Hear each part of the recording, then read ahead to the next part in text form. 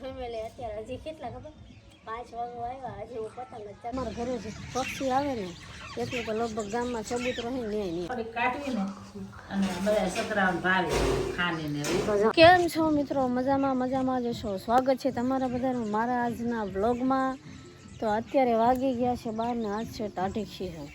કાલ તો ખીયારે પતંગ ચગાવીને થાકી ગયા હતા એટલે ઉડાડી અને અત્યારમાં પણ નાહી ધોઈને મસ્ત ફ્રેશ થઈ ગયા છે ને આજે છે ને જમીન પતંગ ચડવાનું છે ધાબે બરાબર. એટલે અત્યારે જો બાએ જમવાનું બધું બનાવી નાખ્યું છે ને બા અત્યારે ગયા છે ભાગ લેવા અને એમાં ઝાડવામાં જો કાલ ખીર હતી ને એટલે આખા ગામની પતંગ અહીંયા ભેગી થઈ કેટલી હવાઈ જો બધા જો એક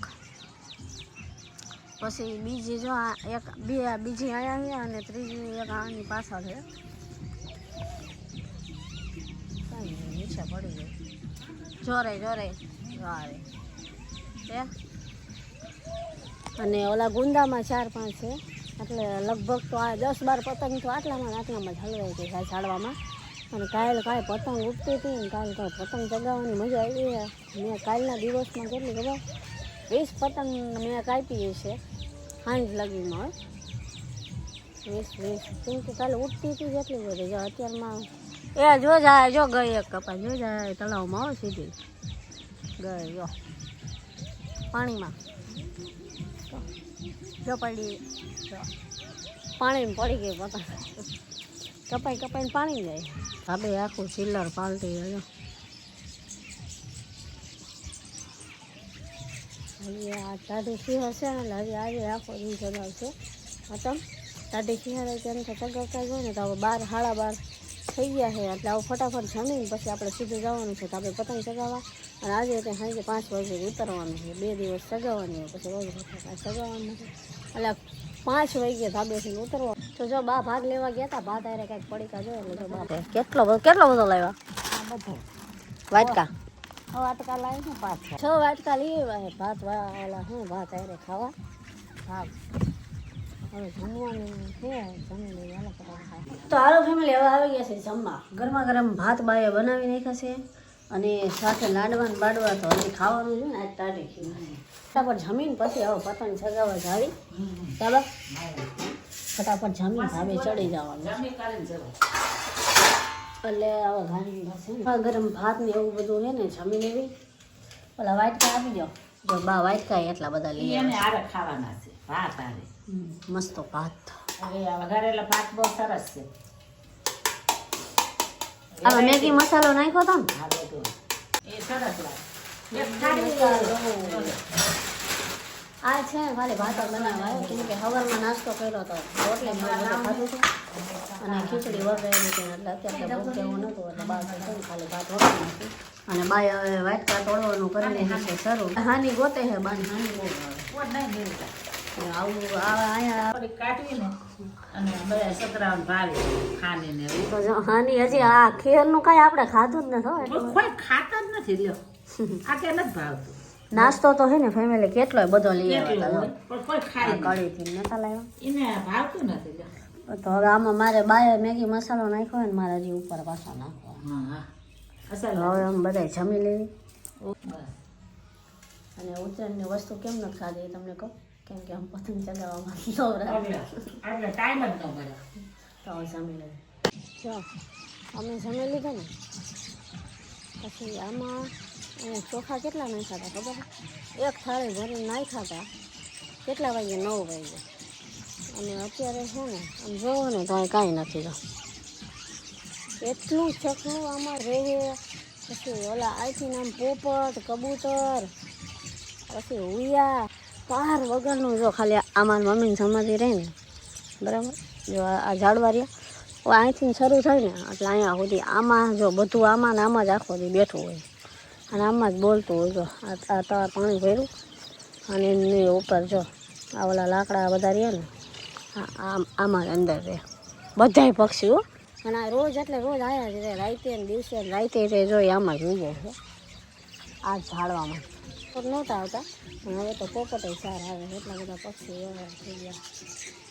અને જો જે બધી કાબેરું કેમ મારે ખબર આ ઝાડમાં ટોટલ કાબેર આમાં અડધી આમાં ને અડધી ઓલા ગુંદામાં એટલે જે પક્ષી હુયા તો બધા આમાં જ રહે. આ જાગુ પાછા આમાં બધા હુયા રહે, અને કાબેરું અને ઓલા બધા એ આમાં રહે છે. એટલે એટલું પક્ષી અમારા ઘરે જે પક્ષી આવે ને એટલું તો લગભગ ગામમાં સબૂત રહે નહીં એટલું પક્ષી આવે. ડેલી સર્વિસ એક દી નહીં, રોજ એટલે રોજ. અને તોય તે જો અહીંયા રોટલી નાખીને તો પાછી બધી ભેગી થઈ ગઈ. અને લઈને પછી પાછી સામે જ વહી જાય.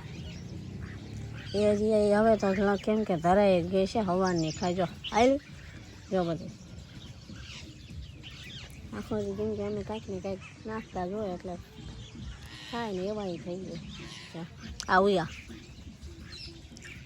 જોયું ને લાઈવમાં જ છે જો સવાર અહીંયા નાખીએ એટલે એ અત્યારે આ બધું ખાઈ ગઈ. હવે જો અહીંયા સાચું કોણ પક્ષીનું જ છે. સવારમાં તમે નાખો ને એવું એટલે જોવું પડે, ઢગલો થાય આખી ઉયા ને બુયા આમ એક જ હારે આવી જાય. બધી મજા આવે સવારમાં તો પક્ષી બોલતા હોય તો મજા અલગ છે ને. જો ચારના પતંગ સજાવી છે અત્યારે વાગ્યા છે 5, એટલે ના 5 નહીં થોડી 4, અને પવન ફરી ગયો. આ જામનો થયો છે જો આ બાજુનો. હું હવાની સગાવું છું અત્યારે. હવે પવન આમ થઈ ગયો તો જો ફેમિલી અત્યારે હજી કેટલા ખબર 5 વાગો આવ્યા, હજી હું પતંગ જ ચગાવું. જો મારી પતંગ ક્યાં વગાડું જો બધી ચગાવી.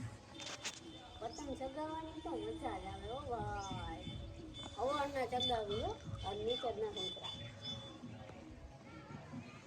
ઊંચી ને ઊંચી જાય છે ને. અને આમ જો ઓલા છોકરા ક્યારના ચગાવે કેટલી ઉડાન નહીં. તો હવે પતંગ ચગાવીને આવી ગયા નીચે ને. હવે બનાવવાની છે રસોઈ. અને આજ દિવસમાં છે ને ઘરમાં ફેર પડ્યો.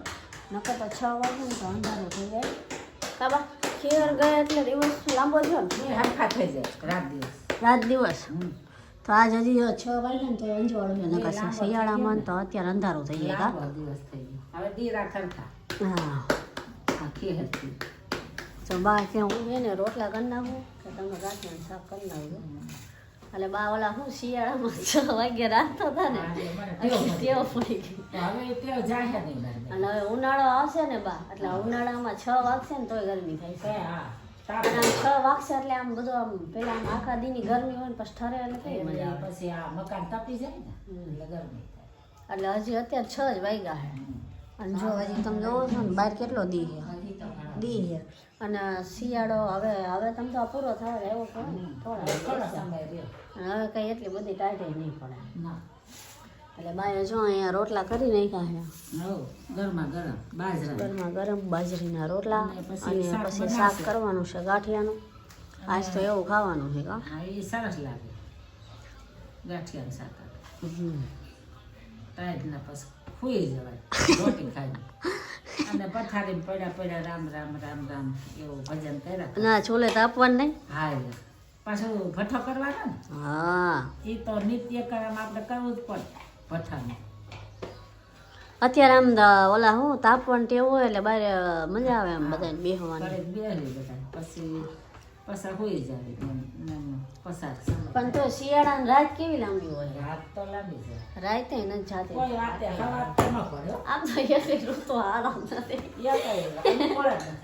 જો ઉનાળો આવશે ને એટલે એની તો દી લાંબો હોય છે ને રાત ટૂંકી હોય છે. એટલે પછી આમ જ્યારે આપણને આમ ઉનાળામાં રાતે નીંદર કેવી આવે ને તમે જાગો તો હવારમાં 8-9 વાગે. બા છે ને રોટલા કરી નાખે. શાક આપણે બનાવવાનું છે 7 વાગે.